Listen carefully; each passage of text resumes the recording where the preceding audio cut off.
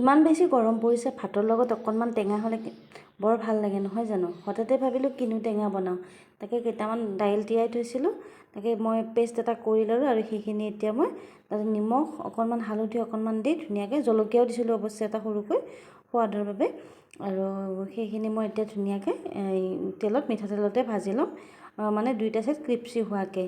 আৰু এয়া মই প্ৰায় এফাল নেমু টেঙা ধুনীয়াকৈ চেপি লৈ বনাম এতিয়া। এয়া চাওকচোন, দুইটা চাইড মই ক্ৰিপচি হ'বলৈ দিছোঁ, আৰু তেতিয়াহ'লে মানে ভাঙি নাযায়, এনেকুৱা হ'লে অলপ ৰঙচুৱা হ'লে।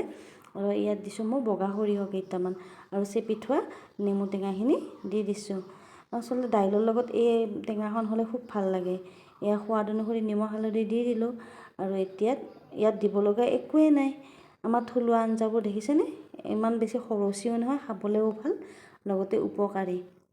আৰু এইখিনি মই ভালদৰে উতলি থকালৈ বাট চাইছোঁ, অকণমান যেতিয়া ডাঠ হৈছে নমাই দিলোঁ।